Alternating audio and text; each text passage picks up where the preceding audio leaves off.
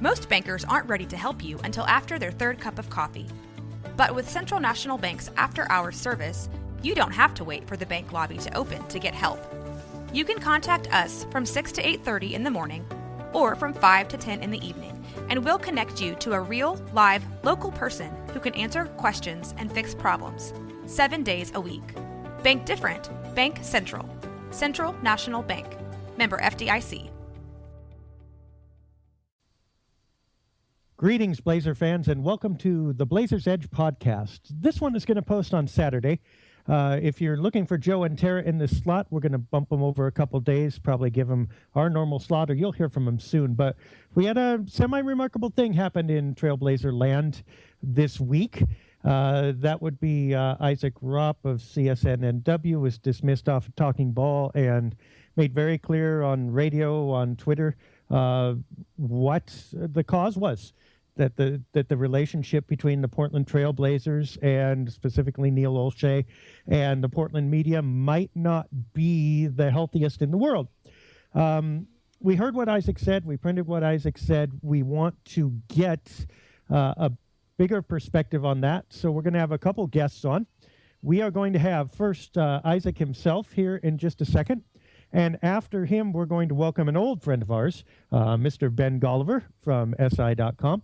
And they are both going to give us their perspective on Portland media, on the relationship in media in sports teams in general, and whether or not there really is such a thing as independent media anymore and what we might expect when we see something written or said about the team. So I am here with Dan Marang. We're gonna come back to Dan for reflections later. But for right now, let us welcome Isaac. All right, we are here together with Isaac Ropp. You are familiar with him from 1080 The Fan, the primetime show from 3 to 7, Twitter account at iRopp. Isaac, I would ask how you're doing, but we've read quite a bit about how you're doing, man. The day after, as we record this, what are your reflections? How are you feeling? And what kind of, actually, let's do this. What kind of response have you gotten so far? Has it been basically positives, skepticism, or what? Mostly 95% positive. As a matter of fact, I was just thinking before I called you how many people, I'm surprised by how many people in the media, people, names you would know, other people that I don't really know, haven't talked to, but have reached out. And then, of course, fans and listeners and viewers, that have reached out and been very supportive. And as far as how I'm feeling, I feel great. I came home last night and told my wife about it, and she said, well, why the hell would you do something like that? And I said, because I'm right, and the people need to know this, and it feels good. I think your gut tells you a lot, and my gut feels really clear. My conscience feels clear. It's not about me. This isn't about me or my life. I'll be fine. I'll move on. But it's about what Blazer fans need to know about how they operate. I think it's BS, and I'm quite frankly, I'm happy I called them out on it. Okay, so let's set the table here, because I think there are people who don't quite understand all the interconnections.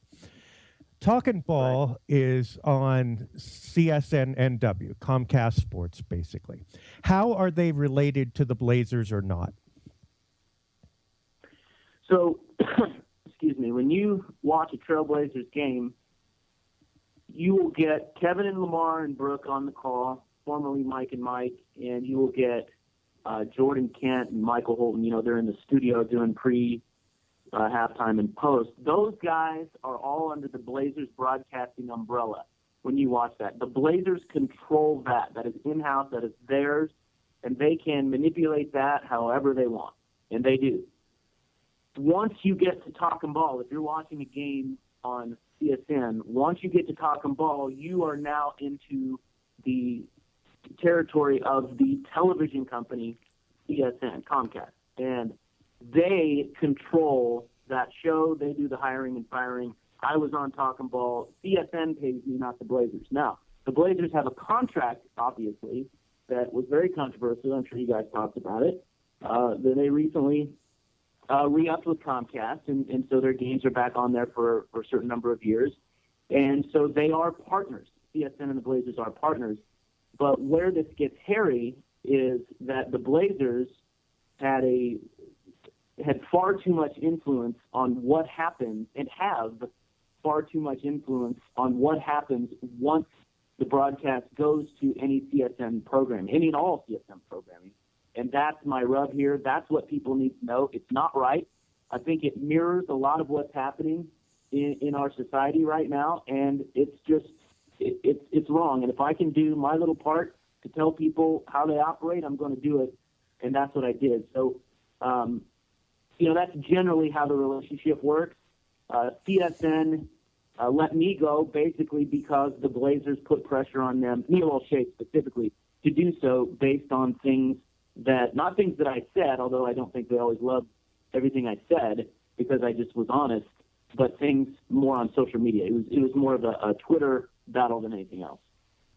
Okay, so to be clear, CSN is theoretically an independent entity from the Blazers and operates that way in terms of claiming the badge of media and et cetera, et cetera. Yes, but they are partners with the Trailblazers, and you better believe that this is not just the Blazers, but any franchise that has a partnership with their flagship radio station or their flagship television station is going to want to have say and influence, and that's very normal. I would expect that. But when you have a person like myself who was told by CSN, by the people who fired me, that I did not cross the line, and I asked him point blank, did I cross the line? I'm open to it. I mean, we do it all the time. I speak on the radio 4 hours a day. It happens. And I'm willing to admit if I crossed the line or if I was unfair. And they said no to both and fired me anyway. And that is what you need to know, is that the Trailblazers wield that kind of wand over a broadcast that is not theirs. I'm not paid by them. That's alarming. That should be, that to me, if I'm a Blazer fan, that to me should be quite a red flag about how they operate and what they try to control you from seeing and hearing.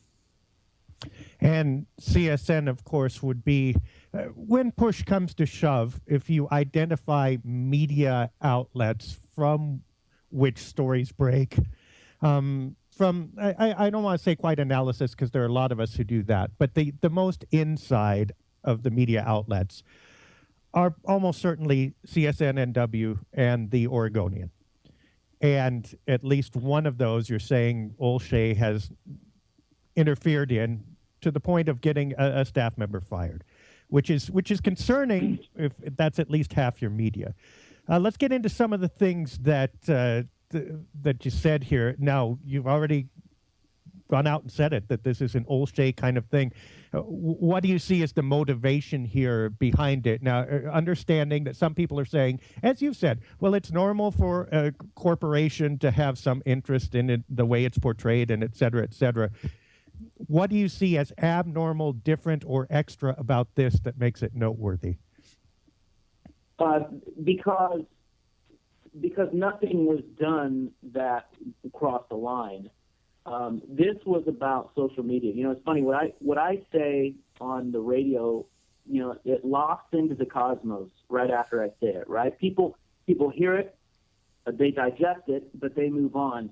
With Twitter, you know, it sits there and it's shared and it grows like it has a life, depending on how interested it is to people. Like this has grown. People are interested in it. So that is why the Blazers are so paranoid.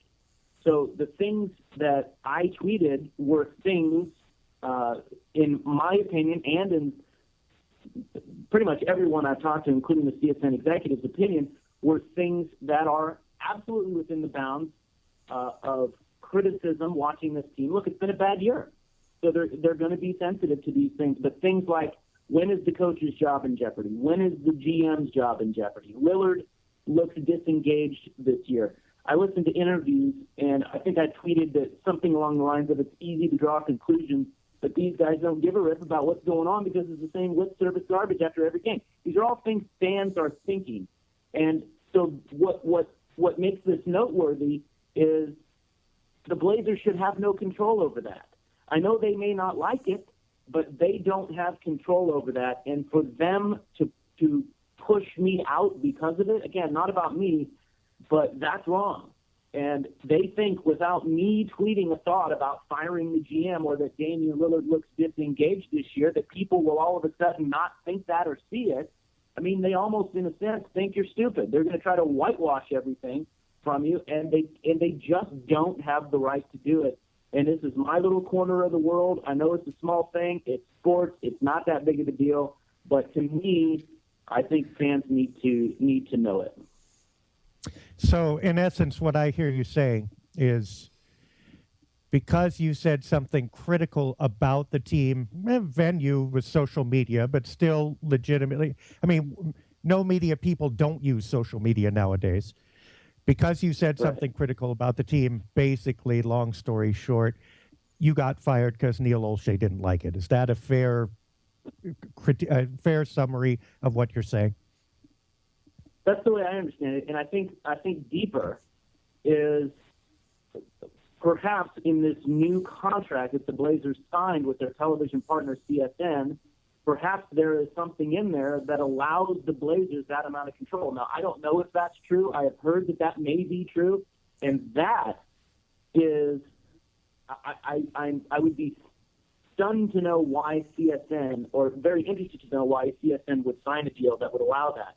But it sounds like that may be part of their deal, and that is not right either. Look, it's like I said before, it's one thing for them to have a partnership and voice their concerns over the coverage and come to a common ground of we scratch your back, you scratch ours, let's be fair and honest. But ultimately, it's about the consumer, and let's give them what they need. That's one thing. It's another to completely attempt to control it with no checks and balances. So if the Blazers have this level of control, does that then call into question for who these broadcasts are serving and who the media is serving?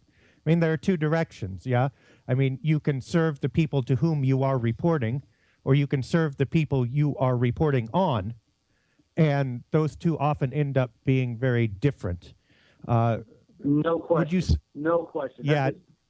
Let me just say this, Dave, before you get to your next question. I've been in this market for 17 years. I've been at this same radio station for 15, and I've been on the same show for 12. We've been very successful. Whether you like me or not, I know what I'm talking about. I've observed the media up close for a long time as it pertains to this franchise. And to me, there are three types of media. There's one, spineless. These are guys trying to cash a paycheck. They're not that smart. They're easily intimidated or they're scared, and the team doesn't need to worry about them, and they don't. Many of these people are fanboys anyway. They grew up loving the team, and they won't call them out, whatever. Two, they're guys who people like Olshey get in their hip pocket. These are the types that get one-sided information from the organization, and it makes them feel better because they have his number in their phone and they feel important, but they're pawns, and they're under control. And then there's the third type, and these are people who do not give a shit about them. They care about their audience, their viewers, their listeners, their readers, much like I think you guys operate. And they try to be true to them by being as honest as they can through the relationships that they have and based on what they see when they watch. Sometimes it can be I don't want to say disturbing. Sometimes it can be, some people don't like it that way. They want the fluff. But typically, it's unfiltered, it's informed, and it's honest. And particularly in a year when it's a damn year and things are going south, you better believe sometimes it's going to be negative. So in this town, in my opinion, in my observations over the years, there are a ton of ones, a ton of them. There are quite a few twos, and there are very few threes. So when you get a three, you better believe that Neil Olshey or whomever over there, because it's not just him, this is how this organization has operated since day one, they're going to freak out because when he does a bad job like he did this offseason, the threes are going to tell the truth about it. And markets need threes. And unfortunately, one of my biggest gripes about this market, and I love this market, and I love our listeners, and we're not going anywhere, Suk and I. We love it. But this market needs more threes. Describe the market a little bit, the environment. Let's narrow it down. You said some things in your audio tweet that were pretty profound about the media environment and your empathy for people in it. If you were to to describe the Trailblazers media environment right now in a few sentences, how would you describe it?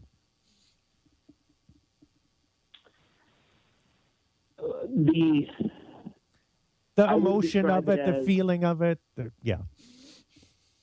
It is, that's a good question. It is paranoid, short-sighted, and reactionary. It always has been. And it is controlled to a point that is not right. I mean, that's as short as I can get. Yeah.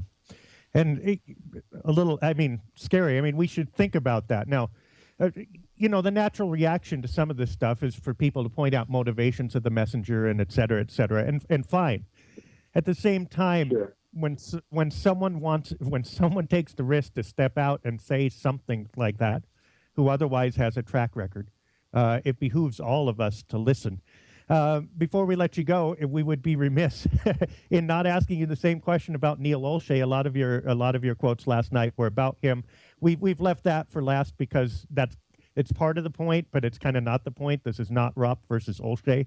This is Ropp trying to say something. But I'm going to ask you the same question about Olshey. You know, 3 or 4 sentences, however. Well, you have the floor. How would you describe what is your impression of Neil Olshey?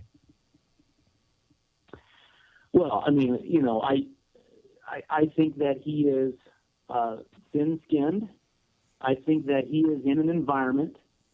The Vulcan Paul Allen environment has always been this way. He is an environment that breeds self-preservation, and he is a guy. He's an East Coast New York guy. Also spent time in L.A. He's an L.A. New York guy. He's a no BS guy. In a lot of ways, I respect that about him. I like people like that, but because they're straight shooters. However, I think that he is too thin-skinned. I think that he's a lot like our new president in that he clearly cannot handle criticism, and he oversteps his bounds when he hears it. He's got to be able to handle it better. And quite frankly, I think he's out to save his job because he's on the ropes. He's done a bad job. I mean, this team, he's a good evaluator of talent. There's no question about that. But this team, when it was winning last year and making a playoff run, was one of the youngest in the league, up and coming, and had the biggest amount of cap space in the league. 1 year later, he hands out all these bad contracts, and all of a sudden, they're a sub-500 team with the second highest payroll. Now, how in the hell in Portland is he going to rectify that? That's on him. That's his to own. And when people call him out on it, to answer your question about what he's like, he cannot handle freeze in this market, calling him out on it. And that's it. And it's short-sighted. I mean, I'm still on CSN, Dave. I mean, the network the Blazers have a partnership with, I'm on there Monday through Friday for 4 hours. So they essentially fired 10% of me. It's ridiculous. And so this is how he operates. He just can't see the forest through the trees. And I think that this organization has always operated like that because it's a one-horse town, and they feel like they can get away with it, and they always have. All right. Well, I mean, there you have it, and thank you, Isaac, for sharing that with us. You all can catch Isaac, again, on 1080 The Fan, prime time, 3 to 7, Twitter @iRopp. And we will be paying attention. We'll listen. And again, thanks for your courage in saying this, because not a ton of people. I think a lot of people are probably feeling the way you do, but very few people say it. And we certainly hope things go well for you. Well, I appreciate it, Dave. I appreciate the platform. There are a lot of people. Like I said at the outset of this, I was really surprised at how many people in the media and outside of the media, prominent people, reached out to me about this. It's interesting. This is like an underlayer that just doesn't get talked about. And if I could say just one other thing, Dave, I know you got to wrap it up, but please. This is the main point. This is the main point about this franchise. I believe they live in a bubble.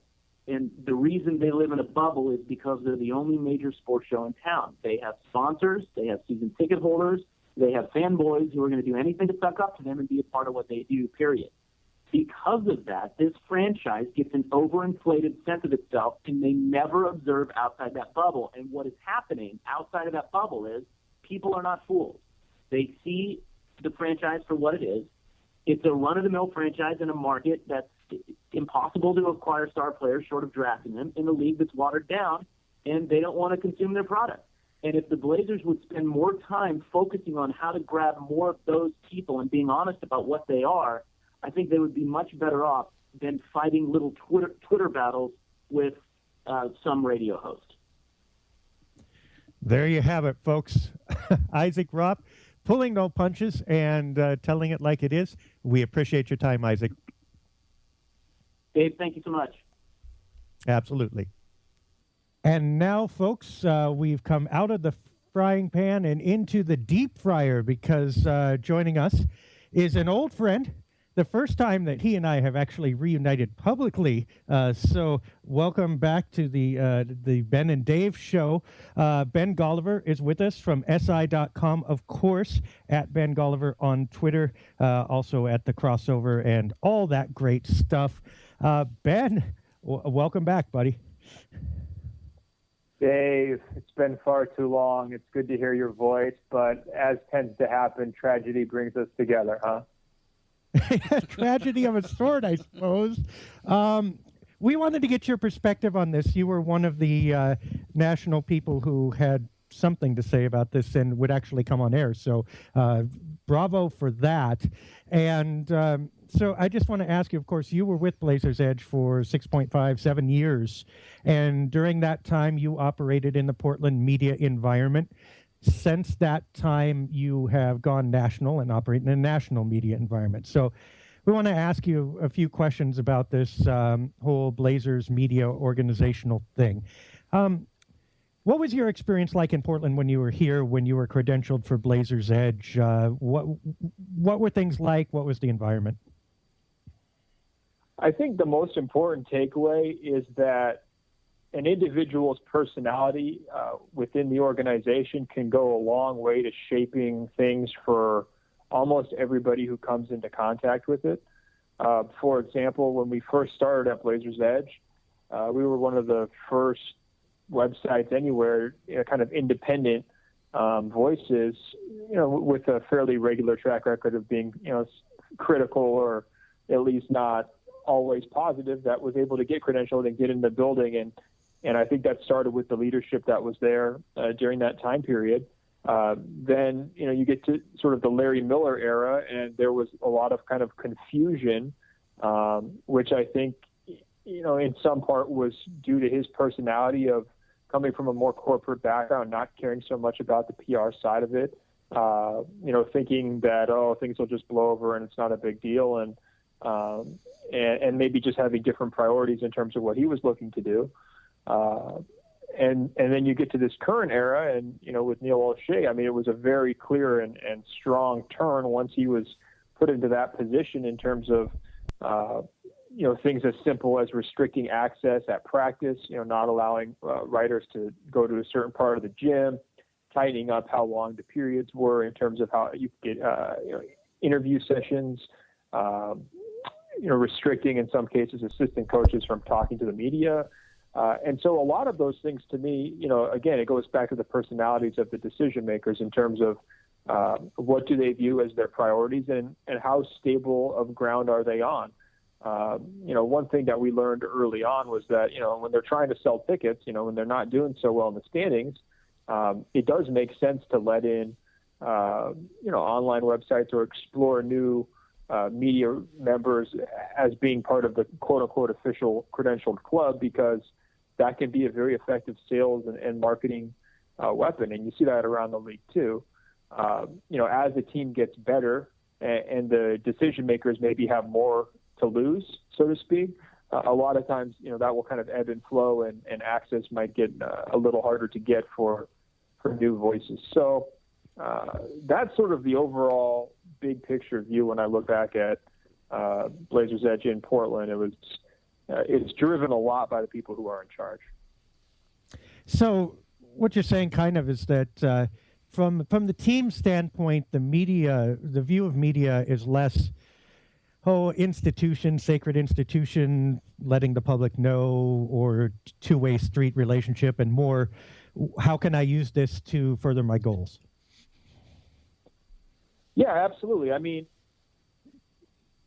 it kind of depends. Okay, so when we first started, all the same people pretty much who are the PR people at that point, almost 10 years ago now, are almost the same PR people now. And I can almost think of those 10 years in different eras in terms of, okay, this was like a good period of happy relations. This was maybe a more strained period of more tense relations. And usually it boils down to who's in charge. And I guess my big takeaway from like the shift towards, Neil's time was that they knew the roster was going to undergo a lot of change. And he came in with the idea of like overhauling a lot and really cleaning out a lot of the front office people, and McGowan was right there on the business side, kind of doing the same thing. I mean, kind of purging in some cases, some higher salaried employees and really trying to cut down their business organization, and bring in some new people that he had worked with previously at the top. And when you make those kinds of life-altering decisions for a lot of people, I mean, there's dozens of employees involved, pretty much the entire roster turned over in like 3 years. In a small community like Portland, where pretty much everybody knows everyone, and a lot of those people had been working there for decades, that's going to, incite a lot of negative response. And so I think both Olshey and McGowan went into their jobs understanding that there was going to be significant pushback from either the community or just, former employees. And they had to kind of be proactive about it in terms of how do we manage the media relations side of this so that this doesn't, wind up making us look like the bad guys. And I think McGowan kind of started off a little bit rockier than Olshey. I mean, his first press conference, he looked really unprepared and nervous and wasn't ready to go. And he was delivering all this bad news, and they were trying to get through the sellout streak and all of these things.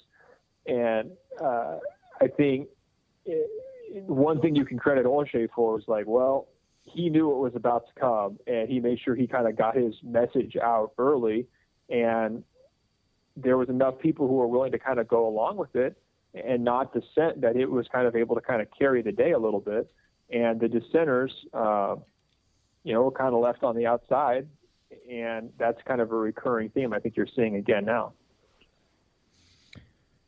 It's been said that the more you can reflect the organization's message, the easier the access is, obviously. The closer you get to your sources, the more credibility you get and the easier time you're going to have. Obviously, that makes sense in a homespun way. In sports media, how much does that rule the day nowadays? I mean, is there independence? Is there true independence? Or in what ways do we have healthy dependence? Is there unhealthy dependence? Yeah, I think that, reporters and journalists are getting it from all sides right now. I mean, it's not just people in power who are kind of squeezing the vice grip and asking, or expecting more one-sided coverage or more positive coverage, but you also have competitors that are, athlete-driven enterprises like the Players Tribune, where, that's going to be friendly. It's not even really media, but consumers, treat that like it's media. You've got, team-created content, which is, getting better and better, honestly, in terms of the quality of it and, the quantity of it, too. Teams are really committing to that stuff far more than they did 5 years ago, so that's competition. And so people in power are viewing this landscape and they're saying, well, we don't need writers and journalists in the same way they might have needed them 15 or 20 years ago when there was less options for consumers to get news about the team that they care about. So it's trickier and trickier to be critical, and, it's a constant trade-off. I mean, if you want to be someone who is a truth teller and, accurately, in your eyes, objectively, assess grades and provide grades and give reactions to trades and signings and everything. you're facing more and more pressure from all different sides to not, to kind of be polite about it, at least, at bare minimum, if not, just not be gushing with praise. I mean, you see it all the time. These moves are received by the local media so much more positively or optimistically than they are by the national media, and there's strong reasons for that. And also, what you see is a lot of bias by omission. People who are, rather than be critical of moves, people might just be quiet about a bad move if they know it's a bad move, so that they don't jeopardize the relationship with the person who might have made it, because they might that executive or whoever it would be, down the road. So this is not just something that's unique to Portland. I think it happens everywhere in professional sports. It happens, at the league level. It's a really tricky, dance to do. And the toughest part in Portland is that I think everybody knows everybody, right? And there's less options. So, if everybody depends on the Blazers for their sort of, financial health, whether that's, the paper, selling ads to the team, or, getting a lot of subscribers based on their coverage of the team, or whether that's the radio stations kind of fighting each other for the right to be the official station, whether that's the TV deal where like the station pretty much exists only as a forum for Blazers conversation analysis in the game themselves. I mean, that's really tricky. Everybody's dependent, everybody kind of answers to the same source. So I think some markets that are bigger, that have more competing options among teams, have just more media outlets, say whether it's more sports radio stations, more television stations that are providing regular sports coverage, and so on. It's probably healthier because there's a little bit more of a buffer from things getting personal. But yeah, if you're the GM of the Blazers or the president of the Blazers, I mean, you pretty much need to follow like 20 or 30 people on Twitter, and that's the entire media landscape. And if someone has a decision you don't like, or if they had a column that you disagree with, or whatever, it's hard for that to get lost in the shuffle. It's not very hard to stay on top of everything. And I think that can create unhealthy dynamics, just because, if you have someone who's not receptive to criticism for any team, whether they're an executive or even a player, it's so much easier for them in this media environment to shut that voice out and let somebody else fill in the cracks, because there's always people who are trying to crack into sports. And there's a lot of people who are willing to be positive, if not glowing, in their assessment. Hey, Ben, you kind of touched on something here that I wanted to talk to you about, in that the differences between a larger market, say a New York, a Boston, or a Los Angeles, that even if they have an in-house media arm, let's take the Yankees for example, and the Yes Network and MSG with the Knicks, there's a dividing line between them and the other media in the region, and that healthier concept that you're kind of talking about, is it on the Blazers to make that dividing line? Because I feel like when I look at this situation and what's kind of come out of this is that I think a lot of people in Portland are unaware that where that dividing line really exists in Portland. Yeah, it's tough. I mean, we could all hope that they would have a certain level of respect for the media in general. And we always hope that about our politicians or our people in power. But when things go south, generally, people tend to get more paranoid, and it's a natural, human response. I mean, if you're feeling like things aren't going the way you want and you're hearing all this negative feedback from everybody, like, it's very natural to want to tune those voices out. And I'm sure I do it too, whether it's comments or emails or whatever else. I mean, it's very hard not to. I think, just like to use the Blazers as an example, Neil Olshey came from the Clippers here in LA, where I am right now. And, Chris McGowan comes from like the soccer team, the Galaxy, right? So their jobs down in LA were very much different. Like the Galaxy, for one, are just trying to get anyone to talk about them ever, right? And they're trying to kind of do little stunts, be funny on Twitter, just trying to build up their name recognition so they can sell tickets. So to a certain degree, any coverage is good coverage if you're the Galaxy, right? Like, even if people are kind of like mocking your players or whatever, like at least they're talking about you, and that helps your bottom line. Kind of the same thing with the Clippers, honestly. I mean, as good as the Clippers are right now, on the sports media landscape here in LA, I mean, they barely rate. You know, everybody still cares about the Lakers way more. The Dodgers are way bigger. They've got these new NFL teams. People are kind of getting excited about that. And so even though the Clippers might be the most successful team in the market, you know, they're like 7th or 8th when it comes to general interest. So again, even though they've had, you know, tons and tons back in the day of bad PR and not really, you know, conducting business the right way, they have to have a certain relationship towards the media, because otherwise people just won't even show up to their games and cover them, you know, and what good does that do their fan base? I mean, it gets hard to cultivate a fan base. Now, both those guys go to Portland, and it's completely different, as you guys know. I mean, you're neck deep in Blazers all day long. People are talking Blazers 365 days a year. The only thing that's even close is probably Oregon football in terms of, you know, year-round interest, and even that is not even close, really, in terms of the size and the long-standing nature of the fan base.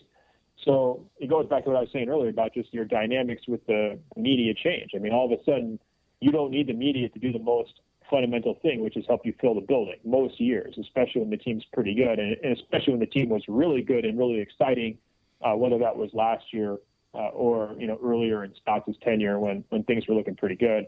You know, Damian's shot in the postseason.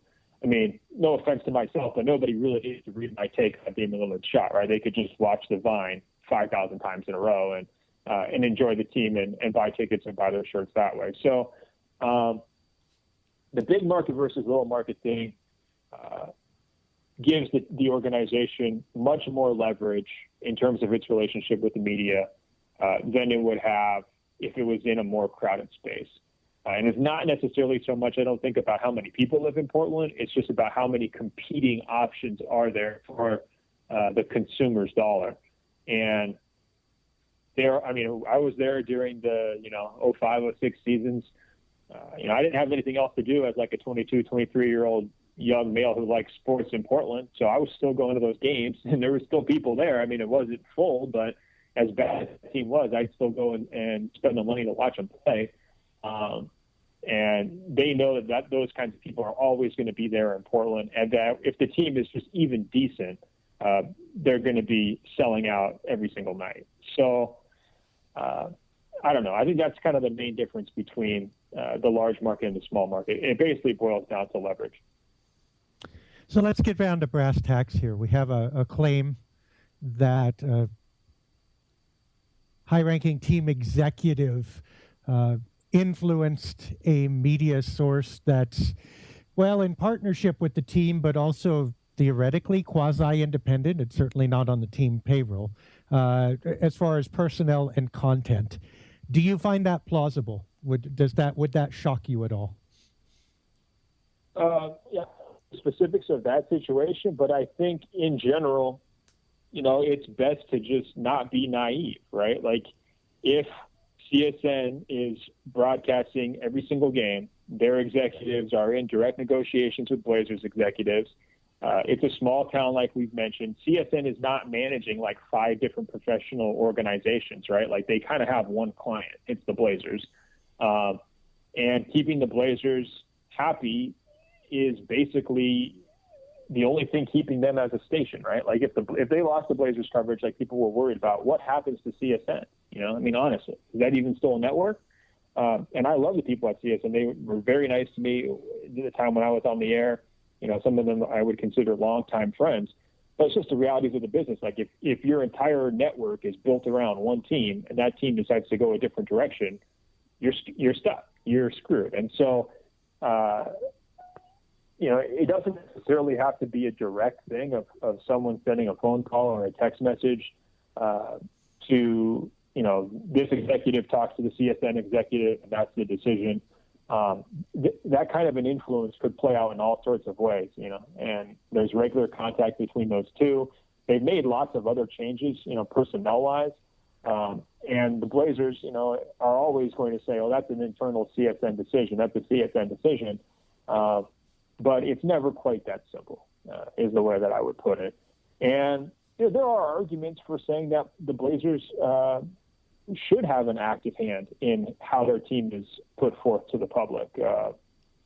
For me, does having a super homer broadcast crew serve your team's best interest, or is it better to have a more moderate one? I mean, I know those were questions that were being asked inside the Blazers in the top rungs of their organization for years, and they put out a survey asking the fans that exact question. So, they're very conscious of how they're presented in official channels. And any smart organization, any intelligent professional sports organization would be. I mean, if you just have a crappy broadcast crew, that can really, or not even the broadcast crew, but, a pregame show, postgame show. I mean, if you just don't have good video editors who queue up the highlights fast enough, I mean, all of that stuff can impact how people absorb your organization. Maybe not the diehard fans, but certainly all those things matter. And I think it's important that they're engaged, but there's obviously a gray area where you could become too engaged and get a little too heavy-handed. And I would hope that that's not what happened in Portland. I would hope there's some other explanation that we don't know about for those decisions. But, it's definitely a possibility because, the situation is just set up that the people in organization don't really have the checks and balances. I mean, there's nothing holding someone back from doing that. Do you have, did you feel like you experienced any pressure or, did any of this feel at all prominent or even unhealthy to you when you were in the Portland environment, or does it now since you've been back? How did, you've been in a lot of locker rooms now. Looking back, do you feel like you experienced more or less about the normal amount of weirdness here? I mean, there was obviously some really strange situations that played out over the course of my time in Portland. Some of them were just with the past regime. I mean, going back to like some of Larry Miller's press conferences, like when he was trying to walk through how Brandon Roy's comeback was going to work or if it was going to happen or not. That was, before the amnesty decision, and that was super weird. He had a press conference where he fires Nate McMillan. He just shows up randomly in a tracksuit to fire the coach, and it's just like, what? This is pretty strange. Like, this is not usually how you would think these kinds of things would go. So there was a good amount of weirdness there. I mean, it really runs the gamut in terms of media relations. Like the Warriors, I would say, like they've won awards in the past for their media relations. I mean, they really go above and beyond. There's some other organizations where they like clearly make a point of media outreach. And I think that that's honestly in the organization's best interest to do that. All NBA teams, like if you can keep the media happy, there aren't that many people out there who are really writing with an axe to grind who are going to burn you for doing that. And the easier you can make the media's job, the better the long-term benefits for you are as an organization. I mean, I think part of the reason why, clearly it's not as important as Steph Curry's amazing three-point shooting, but part of the reason why the Warriors take off as America's team these last couple of years is because you have tons and tons of writers who have had positive experiences with that organization over the last couple of years, and their staff who are ready to sing the organization's praises and are able to get access to key decision makers to tell interesting stories. And, that just helps sort of helps carry their positivity all the way along.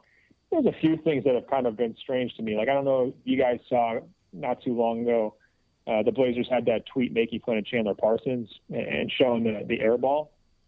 Mm-hmm. And, I remember like 5 years ago, I got a talking to from the Blazers for putting up a clip that was kind of like mocking one of the Blazers players, very similar idea, right? I think it was like Raymond Felton threw a pass out of bounds or something like that. And I just put a clip like that on the internet.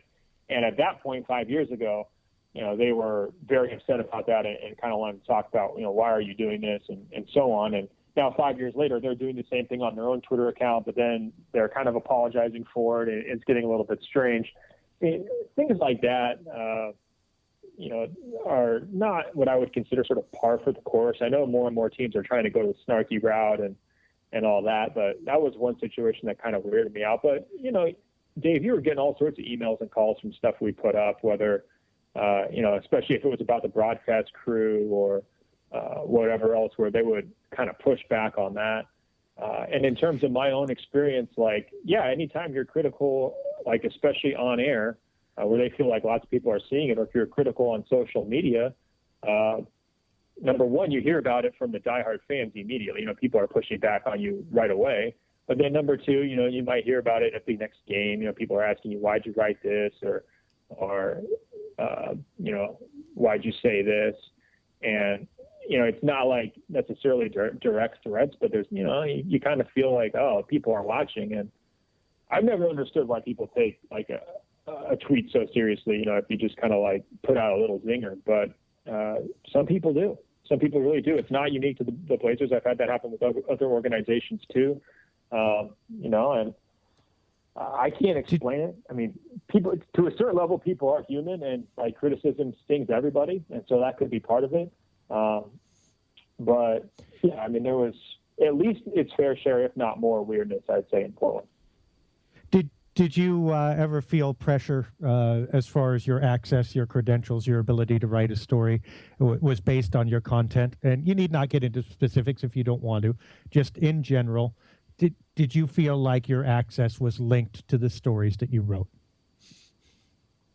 Well, one thing that was frustrating or like just kind of unsettling was just sort of like always being on a game-by-game credential, And that was kind of, I think their decision was because, Blazers Edge was like an online outlet.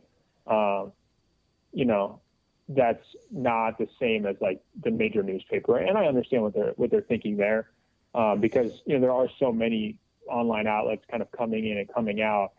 But to me, it was always kind of frustrating because like, especially these last few years, like when I cover playoff games or I go around, covering the Clippers and the Lakers in person, like, there's never any doubt in my mind. Like, I never have to think about something like, is there going to be a credential for me? Can I get in the building? And, that was something for years with Blazers Edge where it was like, well, is this going to be something where they just decide to change their policy? And as you guys saw, after I left, like there was a policy change. And so, yeah, I mean, there was more anxiety at that point, but I don't know if that was because I was younger and not as established or, there were some other factors behind that. But, it always did kind of feel like, well, that maybe I wasn't on as firm of ground as some other people. But then again, it was kind of a startup website, and I can understand like their side too. I'm not crushing them for that. It's something that I definitely have noticed. Like, I don't really spend a lot of time concerned about credentials these days after spending 5 or 6 years wondering about it on a regular basis. Right. Last thing. So Isaac Ropp had some things to say about Neil Olshey. Fair, unfair, whatever. We're not going to ask you to judge that. But what are your impressions of Neil in general, not in a basketball sense, but in a media sense, in a interaction with the environment way? I mean, I used to write it right when he first got hired. I thought some of the stuff that he was saying was just incredibly petty. It was always, salesmanship type stuff.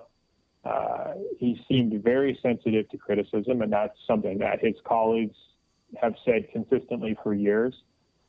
He might even admit that. I don't know. He also, strikes me as somebody who is very willing to take the credit, and he's been awful quiet this year when things are kind of going south for them. So, yeah, I know those are sort of my general impressions. I mean, I think for a lot of his decisions, you generally can see where he's coming from when it comes to the basketball moves.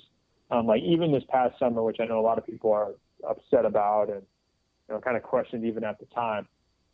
Most of those moves, with the possible exception of Evan Turner as a specific signing, you kind of see the general game plan, and it was defensible. It made sense. And you can't say that actually about a lot of GMs around the league. Like, we were just debating this morning of like, who are the worst front offices? And I mean, there's some front offices, like there's just no rhyme or reason to what they're doing. And they've been bad for years and haven't learned from the mistakes or just continue to make new types of mistakes. So, you got to give Neil his credit for that. He does generally speaking, have a vision. But I don't know. I guess my approach to the Portland media, I think, just would have been a little bit different than his. I know that even people who have been, fairly favorable towards the Blazers in recent years are having trouble getting access to him, getting quotes from him. And to me, I thought Kevin Pritchard kind of laid the blueprint for how you should conduct the PR side of that job. Like, you're not always going to win. You're not going to be an 82-0 team, but you have a fan base that is just dying to love the organization. There are tens of thousands of people, if not more, who are just ready to drink the Kool-Aid in Portland because they've grown up with the team, and it's what they've known. And so, a little sugar can go a long way, and a little hope and a little talk about draft picks and foreign players and, oh man, Victor Claver is coming over. And the smallest little fringe roster moves can be greeted with excitement. And I think, for better or worse, the players have sort of been allowed to handle the sort of excitement factor. But I think that they probably could have used a little bit more support. Like, you have this down year, and I think, why should a Blazers fan right now be super upbeat and excited about this organization? What's the message? And it's, like I said, it's been very quiet this season. There hasn't been a ton of accountability, from my perspective, in terms of how they're kind of owning up to what may or may not have gone wrong. And it's really easy for people to tune out in that situation. I don't think it's in the best interest of the long-term, future of the organization to have people kind of like coming in and out of contact with your team. Like, you want people always locked in and willing to stick with the team through tough times. So, I think a more positive, media-friendly approach would really serve the organization's best interests. Being more communicative with key local media members can really help storytelling and help image building. And if you don't do that, if you restrict that and the team starts to lose, things can backfire really, really quick. And I'm hoping that that's not what we're going to see here over the next 6 months if it continues kind of like this. But I do kind of have that fear, like, it really shouldn't have come to that. Like, even a down season where, you're fighting for the 8th seed shouldn't lead to fans being really, really upset and ready to revolt. But if you haven't kind of kept those relationships positive and everyone happy, it becomes a possibility that maybe shouldn't be there. Very good. Well, thank you so much, Ben, for being with us. We appreciate your time. Again, Ben's, of course, at SI.com, the crossover at Ben Golliver on Twitter. And we will talk to you down the road. Maybe this summer after it's all over, we can look back and see how it went. Absolutely. Anytime, Dave. Good talking to you guys. Hey, thanks, Ben. So we are back. We're here with Dan Marang. We'll reintroduce you. I know you asked a question or two in there. We haven't heard too much from you because we wanted to make room for our guests. But you've heard Isaac. Let's start there. Because that's the big explosive deal. What do you make of this? When I sit here and just listen, it's really just kind of taking it all in. I'm relatively new here as far as quote-unquote media. So kind of listening and taking a step back and taking it all in and trying to understand where this all comes from. I was aware of some of the things that have kind of come along with being a smaller market team and how the media relationship works. But over the past year, I've talked to and worked with and discussed kind of how this whole, I don't even know what to call it, situation kind of plays out in Portland with various media members. And it wasn't that surprising to hear what Isaac had to say. What was surprising was the clarity to which he spoke with. And I don't mean that to come across that Isaac is in any way mincing any words or that I think any less of him. It was just that you don't hear this kind of thing come out of a Portland area media member. And that to me was really surprising, but honestly, it was really refreshing. Yeah, I think in a sense, I mean, a lot of people are saying, well, can we believe this or can we whatever? That to me, I mean, it's less of a question whether or not you agree with someone's personal perspective, more that there is opportunity to say this in a way that's going to resonate. Because if this is completely fabricated, it would immediately be shot down from all corners. That's definitely not happening, which says that there's something here, even if you're not buying into the story 100%. And you know, I've been in this media market for a decade now. I mean, I've not been as close to some, obviously, close as some geographically. Have not been as inside as some, although you know we all lived vicariously through Ben for a while. But still, this is not fabricated. Whether or not the details are exactly, you know, the chain of command and all that, and how it happened, of course, those lay open to interpretation. But the general point is not fabricated. There are issues here, and whether those are issues because it's small market, whether those are personality issues, I think the takeaway point for me is fans.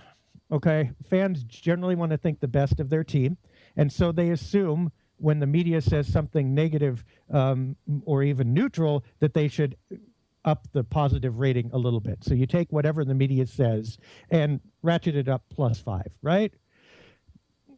It's possible that that's inverted. It's possible that if you look at the texture of the Blazers' progress over the last few years, relatively few people have been saying anything negative. The negative stuff has stood out and been easily identifiable, usually decried. It's possible that there are reasons other than the progress of the team why not as much negative is heard, and that maybe our reaction observing this should be, well, maybe not media +5, but maybe media -5 or media some skepticism. Not that they're not telling the truth, and I don't think any of them would lie, but I think there's some validity to it's much harder to say something negative in this environment than it is to say something positive. Yeah, I mean, we're not talking about like full-on propaganda and state-run media here, but we're in an area, I think, that I don't think a lot of people really want to get into. I mean, people want to believe that everything is on the up and up, that people are free to speak their mind, have their own opinions, whether they be critical or positive. And even if you agree with one, or agree or disagree with one narrative or another, that it's being spoken freely and uninhibited without any impact being felt by either the person reporting or telling the story or the people observing and reading those stories. Yeah, and that's I would say clearly not true. I mean, that's never ideally true in any form of media. I don't think it's true in sports media. I think Ben got into that somewhat, and I don't think it's true in Portland sports media. I mean, there obviously is influence. John Canzano, while we were talking, and I know you guys are going to go hiss Canzano, but you know, again. Who is the guy and why does he say what he's saying, what forces and stuff, and he's at least outspoken. I mean, he at least says apparently what he thinks. So there's a certain bravery to that. In any case, John Canzano came on the air and said, in essence, you know, Isaac Ropp was dismissed as an example to everyone else. There might be people around here at this website who feel the same kind of way. I mean, it's not uninhibited that if you say something that is not going to jive with the popular line, you're going to pay for it one way or another. The question is rather, how much should you pay for it, and what is fair and what is unfair? And that, I think, is the topic going forward. Less a personal thing and more, you know, how is the system functioning or not? Yeah, it's organizational. And I think Ben touched on something that maybe gets to a higher level here, in that it has existed for a long time in Portland. And whether or not that's the cause of the market or whether or not it's the cause of the ownership group, and that's Paul Allen and Burke Holding and Vulcan Media, I can't speak on it. I don't know. I'm not deep enough into that to know where that directive is coming from, if there is a directive, or or what exactly the case is. The thing that bothers me is that no matter where it's coming from, it clearly exists. I mean, I've had numerous people over the past 24 hours text, DM, and email me about, hey, do you know what's going on here, that are media members and alike around the country. I mean, clearly it's caught the eye of other people, not just in the small market fishbowl that is Portland, because this is a big deal. And it's catching the eye in my experience and from my communication, because again, it's resonating. I mean, it's not catching the eye like, oh my gosh, we can't believe this. It's like, and wow, he said it. So, I mean, I guess that could be taken as some support for Isaac in terms of his veracity, or in terms of he's not making this up. This is not just about one person being fired. He said that when he was on with us, and I think that is completely accurate. That if it was just about him getting fired, that happens to radio guys all the time. It's a temporary medium, and TV as well. But you know, that's about something more that he really perceives is not right in this market, and we dismiss that at our peril. Now, we've also had another development today. Molly Blue of the Oregonian had Larry Eldridge, I believe, a CSN executive, saying that the reason that Ropp was dismissed was his choice alone. Ben covered that a little bit. There can be many threads and many avenues. Is there anything to that statement other than that's what they had to say? I mean, or put it another way, even if everything Isaac said was true, would they have reacted any other way? Yeah, you know, it's kind of crazy. I mean, when you've got a guy like Canzano, who has been in the Portland media market for a long time and says basically whatever he wants to say, whether you agree or disagree with him, he's got a platform that he speaks on, and he speaks his mind. And he's saying that he has a source in the organization that's saying that Ropp was let go basically as a warning to everybody else. If that's even remotely true, and what that says about the current state of not just of media, but I mean, how to run a business and organization, and how you communicate with your customers and your fan base, that's terrifying. Well, and this gets to the heart of it, because there's an argument to be made, and people are making it, that this is exactly how the Blazers should react. They didn't like something about the way their product was described. They should complain about it. To the extent they have influence, they should use it. The question being, the deepest question, what is the purpose of media then? Is media, as Ben described from the team's point of view, basically an extension of ticket selling? And I know media folks will bristle at that. I don't mean to imply that's true. I'm just saying that from the team's point of view, that's kind of the rub. That's the use of it, that you get the good media pub, and you generate excitement, and you sell more tickets, and you make more money. Or is media the independent watchdog, you know, fourth estate, that is supposed to report to its readers and you know, veritas in all things, and investigate and expose and all of that? It's probably neither purely, but is there a point at which it goes too far to one or the other side? Yeah, I mean, at a certain point it becomes Orwellian, right? I mean, you can't hope for this absolutely perfect landscape for media all the time. And Ben talked about a team in the Warriors, and I've heard nothing but, you know, great things about how they operate. I've heard of other media members that, you know, that they go out to dinner with their GMs in the off season and kind of discuss things. And I mean, those aren't things that you see in the Portland market. And these are coming from teams that are struggling in certain areas as far as record or ticket sales. So it kind of touches on what Ben was discussing and how those relationships can change. But I also know people that have been in markets for a long time, and they've gone through the ups and downs, and really it hasn't changed. In that it's just one of those things. It's kind of strange, and I apologize. My baby niece just woke up and she's crying, if that's coming through. That's okay. I thought it was the organization objecting, but that's a. But you can't do that podcast. It's just one of those things where I'm literally, as I'm sitting here reading these emails and seeing these texts and these tweets, And listening to these two guys and hearing from other people who will say the same thing but don't want to be on the record about it, I'm sitting here with my eyes open and my mouth just dropped. It's really hard for me to fathom that we're at this point right now, considering if you want to take it back to just basketball, the environment that was surrounding this team, as they went into the playoffs last year. Right. It's just such a crazy contrast for me. I'm having a really hard time wrapping my head around it all and wondering if this is real or not. Yeah, well, then these things were not absent last year. There was just an absence of talking about it. But look, you know where we are. I mean, for our listeners, for our readers, we've generally always been with you, and I think most people will say that. But, I mean, I think with us, we've lived that out.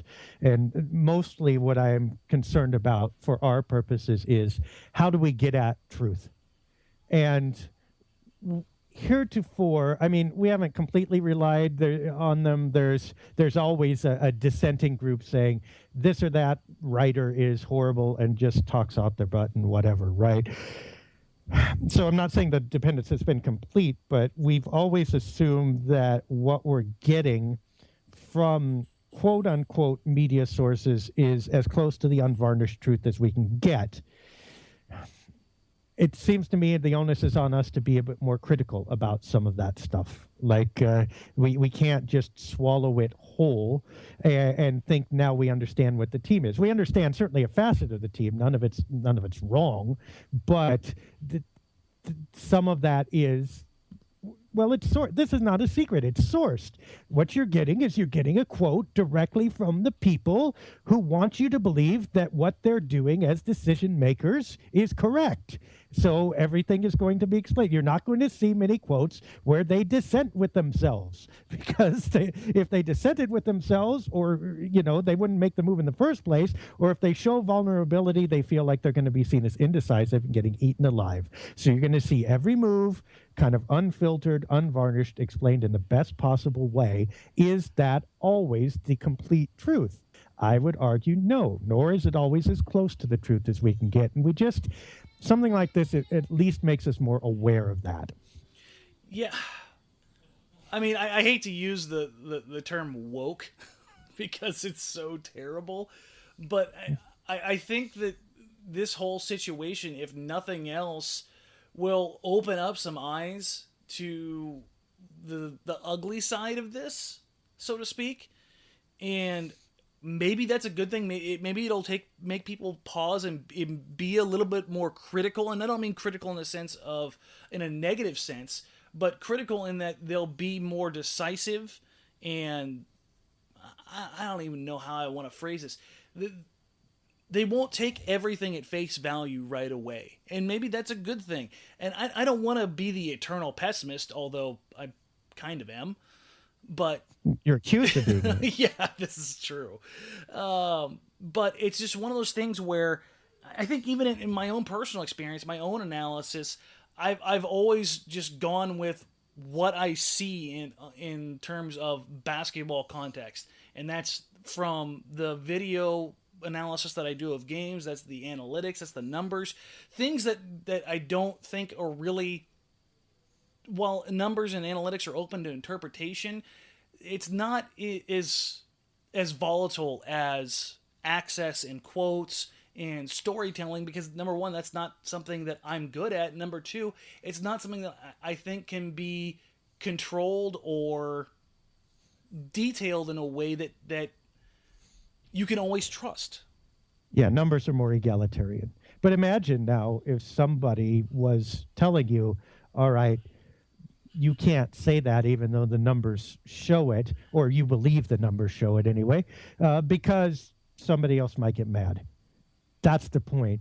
I mean, we would be robbed of, at a certain point that becomes duplicitous. And I think it's up to all of us to gauge whether we've crossed the line. And also, it's up to all of us. If we want a more independent media, we have to ask for and celebrate and support that. And what I mean is, whenever someone says something negative about the team, instead of maybe going, you heretics, this is horrible, or you're biased or you're media this or stirring the pot or whatever it is, maybe we should celebrate the fact that they can and they dare to say something negative, because otherwise you end up with a lot of cream of wheat. Sorry, they're probably a sponsor. Don't mean to offend you, cream of wheat, but there you go. Mushy cream of wheat stories in a bowl that is just occasionally punctuated by a raisin of goodness. And it's like, I don't like that diet. I like the good and the bad. And most of all, I'd like it to be honest. So next time someone says something critical of your team, maybe we should think about it a little bit more, celebrate it, say thanks for that, rather than, saying this cannot be true, because eventually we get what we wish for, except it turns out horrible when nobody can say a thing anymore that doesn't agree with the common line. Anything else you're taking from this? Yeah, I think that's really the big point that I've come away from this, is this: you can't dismiss anything at face value right now. Being critical and analyzing these things as they come out, whether they be a quote from a player or whether it be a press release or anything along those lines. And I'm not saying that they're doing this to shape the narrative every single time in every single way, and they're trying to manipulate everything. That's in no way, shape, matter, or form what I'm saying. It's just that I think people in general are better served if they take everything in context and you have to have the context. There can't be any more lies by omission, basically, as Ben talked about. Like, it's not, you don't necessarily see the negative story. You just hear silence, and then, oh, well, here's the good thing. Or here's the good part about, this again is what I've argued, is almost nothing coming out of the Blazers but this in the last 4 years. Here's the potential for how this might be good, all this cap flexibility. It doesn't turn out good because you didn't actually use it right. So it isn't good, but all you hear is this has the potential to be good. This has the potential. Everything has the potential to be good. Whether things actually are good or bad is up to debate, and we need to actually have that debate rather than just saying, well, here's the best way we can sell this. And that's the key, the debate. I think so. That's why we do what we do. And speaking of what we do, we're infringing on an hour here. We should probably let our folks get back to their day. We hope you have, if not enjoy, I'm not sure that's a podcast you should enjoy, but I hope this has been illuminating, in a sense, interesting. We'll certainly continue talking about this in the comment section. Don't forget, you still have a little bit of time, I think, to buy tickets for Blazers Edge Night. That's unvarnished goodness. You can send needy kids to see the Trailblazers play. Find that on our website, blazersedge.com. The post is right there. And for Dan Marang, I'm Dave Deckard, and we will see you next time.